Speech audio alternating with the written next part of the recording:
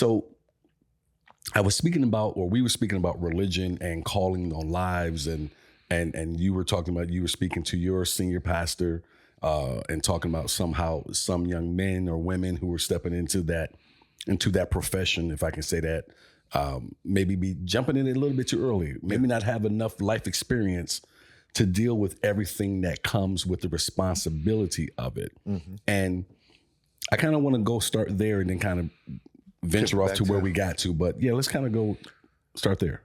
With anything, wisdom. And now that I'm older, I understand wisdom more than I did ever before, because of all the gray hairs and all of the life experiences. You figure out some things that you should do, you should have waited, you should have maybe paused on it. It was funny because I was talking to a gentleman earlier and I was like, I got a bunch of certificates and degrees in different things. Mm-hmm. Some I never worked a day in. Mm-hmm. I got a certificate, went to school, did all of the training, and realized I don't want to do this. Right. But with all of that, as it pertains to religion and the church, we were talking about a lot of younger ministers and pastors starting up churches, mm-hmm. and not understanding that maybe you go up underneath somebody. It used to be where you had to be up underneath another pastor for a certain amount of time. A mentor. Yeah. Where that's frowned upon now in the younger generation. I don't need nobody telling me. I know what I'm doing. Right. Or God has ordained me to do this. Mm-hmm. And I'm not saying he didn't ordain you to do any of these things. But there's also a wisdom that can come from somebody who's done it or is doing it, right, to kind of protect you and cover you until you can run. Right. Because anything that you do when you start a job, when you come in, they give you training and then you're up underneath somebody, right, somebody watching you, covering you because you don't know what you're doing. It goes back, and you were again talking about this, was, in my humble opinion, certain things that you decide you want to do, you need to be called to it. Yes. And I think being a pastor is one. I think being a teacher is one. I would prefer being a police officer is one. Things like that. Things where it requires you to have a lot of sacrifice of yourself for those people you are supposed to be covering or protecting or educating. Anything that right. You're a servant. Yes, anything servant. Yes. And that's, you hear that a lot in corporate America now, servant leadership. Yes. Where they're trying to get the leaders to understand you're not here just to tell people what to do. Yeah. You're here to be there for those people under you as well. Which I think all of that is a calling. And not understanding that just because you have the book knowledge, mm-hmm. doesn't mean you should be in charge. Military. How many chiefs or senior chiefs, I was like, dude, just because you have a title, right, you're not qualified to lead anybody. Right. So just sit back there, let me do it. I'll tell you when we're done. Well, I would say for a lot of things, such as being a chief in the Navy, which we were both veterans of, you being able to get to that point, actually any part of, I would say the military period, yeah, when you're able to make that next rank, especially for the ones you have to actually sit down and do a written test for, the only thing you've proven at that point is you're able to take a test. Yeah, you've been in long enough to accrue the time to be able to take a test. Yes, and that is it. The leadership part, to your point, that's something completely different. And I don't think the military, since we're there right at this moment, does a good job of figuring that part out. We're going to throw this on you because you got a certain grade on a test. Doesn't mean that you should be in that position to lead other people. You're friends with somebody. But that corporate America, all of that, church, all of that is a lot of it is I have enough people that like me, mm-hmm, so I can step out and have them follow me. But I'm going to take a quote from Pastor Reggie Steele.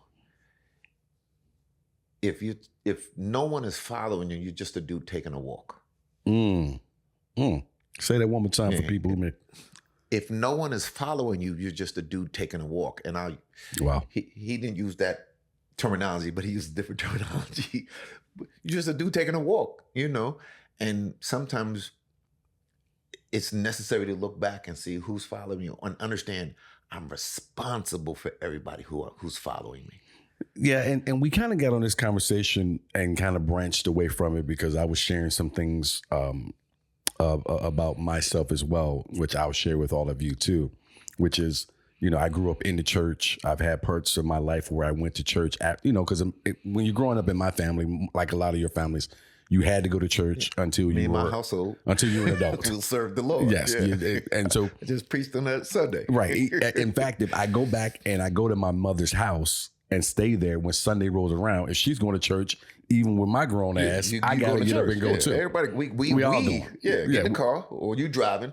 So which is why normally when I go home to visit, I get a hotel room. So I don't have to be, if I don't want to, I don't have to. Mm-hmm. But I was talking about that I was feeling like I needed to get a little closer to God again. Mm-hmm.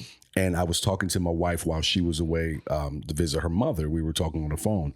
And I said, look, I really want to make us, and when I meant us, I was really speaking about myself, a better effort on going to church, even if that means you have to be the one to lead me there or for lack of a better word. Yes. I mean, you know what? I'm not, that's the word I'm going to use because a woman can lead too. But whatever it is, so that we go, because I feel like it's just a better space for me to be in. And as I was saying to you before I hit record and I said, hey, let's do this, I can actually feel a physical pulling on myself, and I don't mean to make it sound like it's Hollywood like I can actually feel it, but I can feel an actual, there's been moments I can actually feel it. When you know, you know. And you were getting ready to go into when this part. you know, there is a purpose that you have on your life. I'll tease you tease me back and forth all the time. You're going to be the deacon. Yeah. So there is a purpose for you. And that's just God saying, hey, I need you to be here, because when you said she's leading you back to it, by you making the comment, you're showing that you're leading. Right. Okay. We need to go back because as the head, you're responsible for everybody. And you know that if you go, she's going. Right. So then now you'll be following God on the next level up, because there's a covering that he's trying to cover you with. And because you're getting ready to go up a hill onto the next destination. And he's like, Sid, come over here, because there's some stuff that I need to cover you and I need to guide you. So I'm excited for you because you're being obedient to the calling. How many times in life did you not listen to the calling? We could call it, I forgot what they call it, deja vu or something, whatever you want to call it that makes it good for you. I know that God told me, you need to stop doing this. Don't go home. Don't go this way. And there's times I listened and times I didn't. Well, to be clear, because and I'm not want to put words in your mouth. I want you to be clear, so you're clear for whoever's listening. When you say calling, it doesn't have to be like a calling to the pulpit to be a pastor. It can be a calling to whatever that next. Purpose. Yes, your purpose. Yes. So we all have a purpose, and God made us to do something, and He's trying to get you to be more of who he needs you to be. And it might not be deacon such and such, minister such and such, that might not be where but you might be the person that says, oh, I'm going to church. You go to church? Yeah. You know God? Because that's what we're supposed to do. We're supposed to be ambassadors. So as an ambassador, like the ambassador of the United States, I don't have to tell everybody where are you from? I'm from the United States. Right. Oh, I love that country. Tell me about that country. Right. That's the same thing with God, is that we have a purpose and we have a calling. And too many times we think that the calling is greater than it actually is, or we don't think we're able to fill the calling that he has on us. Yeah, I don't know. Well, I do believe everyone has a calling. I think everyone on the planet has one. I think there's something you were gifted when you were put on this planet that you are able to do and you should be doing. I don't think we all find that calling for whatever reason. Could be the things that you said. Sometimes you don't listen. And I was going to say, sometimes you don't have the ear to hear. That's the difference right there. That's the key thing right there. That's why I said, I'm proud of you and I'm excited for you, because you hear and you're like, I'm hearing something. I'm feeling a pull. Right. And I'm obedient to the pull, because we all know I know for me, I can say that I knew he was like, David, David, David. And I was like, nope. I've been in that position like a lot of us have. I think what I was hearing this week was seeing actually the visions of, again, not to be hyperbolic. I'm just the memory. Let me say the memory of the men in my family who have made the same mistakes over and over and over. And to see where they are in their 50s, 60s, 70s, 80s, and then remembering when I was in my teens, my high teens and 20s, like, I ain't gonna be like that. I love him, but I ain't gonna be like that. And when you get to pointing and you get to saying who you're not going to be like, there's a short time that goes from you pointing saying I ain't going to be like that to you're actually pointing at you in the mirror. Yeah, that exactly. You see what I'm saying? You're seeing yourself, your reflection, and like, ooh, I look a lot like. Whoa. Yes. And it comes up quick. And that's quick. Yes. And my mother used to say, ain't nothing like an old fool. Ooh, Nothing. Mama. Ain't nothing like an old fool. I know you ain't watching, but Mama, that was a good one. I sent her a clip. She watched it. Okay. But yeah, so I that was the thing that I was having in my brain over this past week was like, man, you've got to do better. There's things you need to be doing. I had to apologize to my wife for things such as taking her for granted, not maybe sacrificing enough of my work life, enough for my marriage in a way, and not that she requires anything, but as a man, there should at certain times are things you should be doing. As we get older, the wisdom of, man, I see why that failed. I see why this didn't work. Am I repeating those mistakes? Yes. And you hold yourself accountable. And for me, I'm accountable to God first. So if I'm not lining up with what God says that a man should be, then I need to fix that. Because a lot of it you won't want to do as a man, if you're being honest with yourself, is because too much is given, much is required. Yes, sir. And when you are given that status as a man, especially if you want to look at it in the traditional term, just a good man. A man, period. But yeah, let's go ahead and throw the word good on top of it. Then there's a long list of things that are required of that man or that good man, even more of that good man. So put godly good man, and then it's even more. which to your point makes a lot of people, beat feet. Yeah, I knew that standard required sacrifice. And you were saying, I need to sacrifice some stuff for my marriage. I need to sacrifice some of my time. We always talk about setting aside some time for nothing, which is hard, especially for you. You say it all the time. It's hard for me just to shut it all off. It's tough. Yeah. But it's a requirement in order for you to grow, in order for you to do more, is to have a quiet time or just some time away from this and dedicating some time to our wives. Yes. And then dedicating some time to God. Like, these are the things that are required that are hard when you don't want to be held accountable. Yeah, and when you are just and to that extent, I guess I'll draw that into what I was going to say. When you want to be selfish, it made me think of when you were saying that. It made me think of this episode of Seinfeld that I really like, and that is I'll try to get through this pretty easily and quickly for you folks out there who don't watch Seinfeld at all. But there's this great show, you need to watch it. She's a doctor. She's a friend of Elaine. She's a doctor. George goes to see her. George decides he doesn't want to go to the doctor at the last minute, so they hit him with a $50 bill.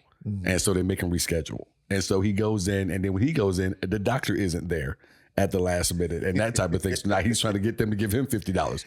But in the midst of all this, he keeps calling this doctor, oh, the delicate genius. No, the delicate genius just can't be bothered, I guess. Just can't be bothered.